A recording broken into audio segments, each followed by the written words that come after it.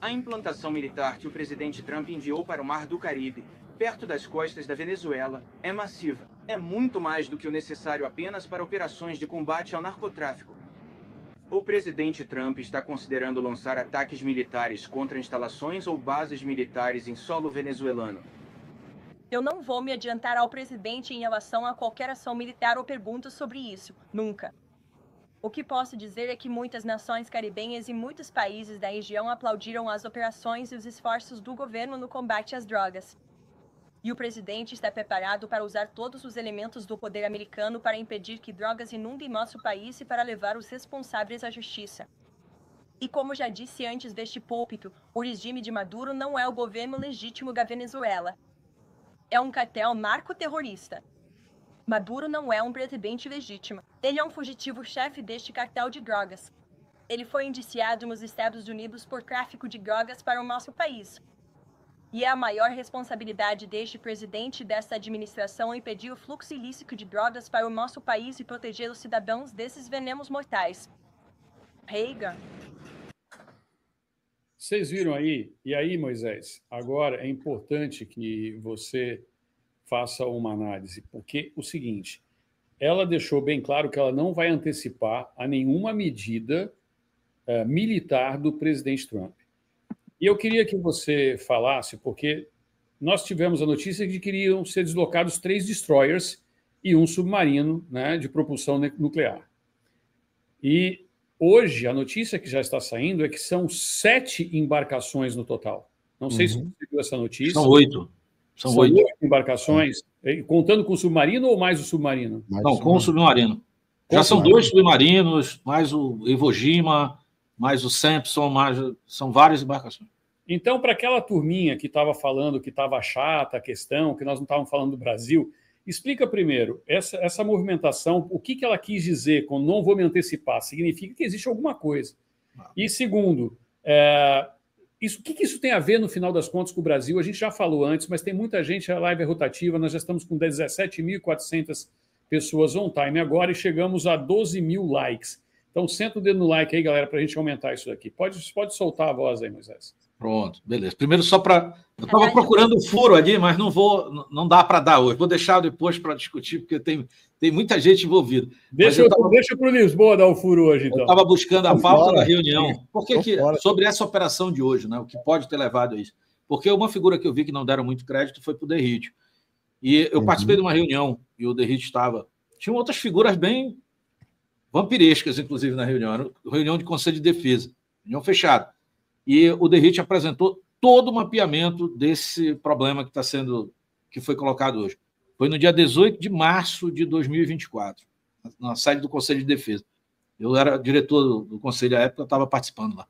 E o Derrite apresentou tudo isso, todo o mapeamento, mas ele não fez só isso, não. Tem outros ramos, esse só foi um braço, que é o de combustível. Tem um ramo de imobiliário, o ramo de fazenda, tem um negócio assim, e... Só do transporte, para te ajudar, foram 1.600 caminhões. 1.600 caminhões. Mas esse mapa foi discutido, todo esse mapeamento, em março do ano passado. Assim, já tinha um levantamento, mas ninguém estava botando para frente. Eu acredito que... Né, e eu lembro bem, porque foi o convidado especial, toda reunião, Conselho de Defesa Nacional. Mas toda semana, toda semana não, uma vez por mês você tem uma autoridade importante de algum dos estados ou federais, né? E nesse dia foi o Derrite. Enfim, porque infelizmente eu fui olhar ali para ver se dava para colocar a imagem, mas não dá, tem umas figuras ali que... tem umas coisas que... Deixa quieto. Mas só para você ter uma ideia, então, a gente sabe do que está falando. Com relação a essa questão do Mar do Caribe, na verdade é um recado. Lá atrás, né, o professor Olavo de Carvalho denunciava o tal do Foro de São Paulo. Todo mundo ria, não existe, não tem nada a ver. Mais ainda, denunciava a questão da composição desse foro entre autoridades constituídas e as facções criminosas. Né? Todo mundo sabe, por exemplo, que naquelas imagens que nunca existiram das reuniões do Foro de São Paulo, estava lá o líder das Farc, enfim, e outros, os fundadores. Depois eles deram uma apagada nesse pessoal. Então, o que aconteceu é que a América, diante dos governos progressistas, foi muito relapsa com relação ao seu entorno. Porque a América, os democratas, eles têm uma visão muito ligada à base da indústria de defesa, de que você... E é importante também, é válido isso, mas não deixando o teu entorno ser contaminado. Mas a doutrina militar americana, para quando estão sendo governadas, vamos dizer assim, pelos democratas, eles dão muito mais ênfase em manter os combates à distância. Ou seja, se eu arrumo o problema do outro lado do mundo, o problema não chega em mim. Tá? Eu me mantenho aqui mais certificado. O problema é que essa doutrina falhou miseravelmente quando permitiu que essas narcoditaduras pudessem não só existir, mas como crescer. Hoje, o que nós estamos vendo é um movimento por parte do Trump, onde ele simplesmente, pela primeira vez, é inédito esse movimento, ele está mantendo 8 embarcações, e não são qualquer embarcações, são, vamos dizer, a base pesada da Marinha Americana, também das outras forças. Você está com os fuzileiros ali na área, mandou para lá um Iwo Jima, lá, que é uma bela nave lá da classe WASP, que para nós seria o equivalente aqui ao nosso PHM Atlântico. O deles é um pouquinho mais pesado do que o nosso, mas é a mesma classe. Só que eles têm 12 desses equipamentos. Eles mandaram um desses equipamentos. Destroyer, eles têm 20, 30, até mais. Aí eles mandaram 3. E mandaram também um cruzador de mísseis, que é um equipamento um pouco mais robusto, inclusive maior ainda que o Destroyer, com capacidade de ataque à distância. Fora isso, muita inteligência hoje, esse tipo de ataque não é mais aquele ataque. O Fábio está certo quando ele diz, olha, os Estados Unidos não vai invadir ali, porque tem a questão política interna. Ele não precisa mais fazer. Os Estados Unidos não precisa mais fazer um Vietnã. Tá? Ele hoje pode fazer ataques de precisão, ele destrói toda a infraestrutura, e aquilo que sobra ali, o próprio sistema trata de se livrar, o próprio sistema interno. No caso da Venezuela, inclusive, eu acredito que é muito mais fácil, porque você não tem outro grupo de interesse. Você tem o grupo narco, né? Que você, rompendo ali a cabeça, o resto cai muito rápido, e a população que vai querer um governo democrático, isso eu não tenho nem dúvida. Nem é bom comparar com o Vietnã, porque você tinha 2 facções muito bem definidas, uma comandada pela União Soviética e outra patrocinada pelos Estados Unidos. No caso da Venezuela, não tem esse outro lado. Entendeu? E essa questão multipolar na cabeça do Trump, que você tem ali principalmente 3 eixos, né, que seriam inclusive uma nova ordem econômica. Né? E o Trump dizendo o seguinte, olha, aqui não se metam nessa região.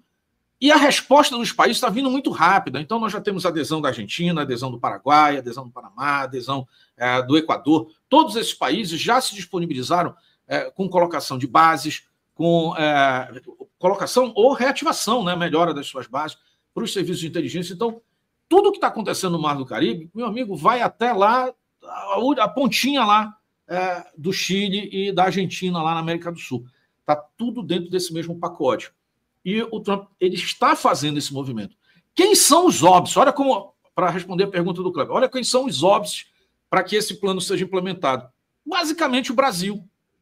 Porque a Bolívia, nós acabamos de ter eleição lá, tem 2 candidatos de direita para o segundo turno, esquece. Assim que o pessoal assumir lá, assim, né, acabou. Mas o Brasil está no meio do caminho ali. Vamos retaliar os Estados Unidos, vamos fazer uma moeda para enfrentar o dólar. Ou seja, o Brasil nunca esteve tão isolado geopoliticamente. Quais são as cartas que estão por trás disso? Se o Lula está acreditando no chá que ele tomou lá em Pequim, é outra coisa. Né? O chá ou a dose, né? Não sei o que foi servido. Né? É outra coisa. Mas que isso faz parte do plano deles, faz. Eu acredito que eles serão derrotados nessa contenda. E a força militar que existe hoje, ali Entenda, o pessoal gosta muito... Eu sei que tem a parte que é bacana, divertida às vezes... O pessoal dá aquela zoada, né? Principalmente está muita gente magoada com as forças e houve sim falhas, principalmente por alguns comandantes das forças, falhas terríveis, cujos esses caras devem ser colocados no lixo da história. Mas as forças do Brasil, elas são nossas. E existe um papel da esquerda de que a direita desmoralize mesmo, parta para cima, eles gostam disso. O Lisboa também falou corretamente. Quem quer avacalhar com as forças é a esquerda. Quem entra nessa pilha está servindo de massa de manobra de desinformação. Porque as forças são permanentes. Uma vez que a gente volta ao poder, só sob nova direção, muda tudo. E um governo de direita muito mais amadurecido do que antes. Mas o que está acontecendo agora é a desmontagem das forças para que eles possam se surgir com um eixo deles interno. Eles não vão conseguir fazer isso. Não tem material humano, nada para isso. Mas, se a gente não fizer a nossa parte também dentro do Brasil, se manter resiliente e não desistindo do nosso país, eles vencem. Eles lidam com o sentimento de derrota da população. Então, a gente, mais do que nunca, precisa não desistir. Um detalhe, as forças do Brasil hoje, elas são muito superiores a qualquer outro país. Você distribui o quanto você investe em forças, principalmente em forças armadas, pela a sua política regional. Nenhuma potência não nuclear tem capacidade de fazer um enfrentamento com uma potência nuclear. Não tem, porque no final da história você vai lá e coloca o saldo em cima. Então, fora aqueles 5, ninguém tem capacidade de enfrentar ali as grandes potências.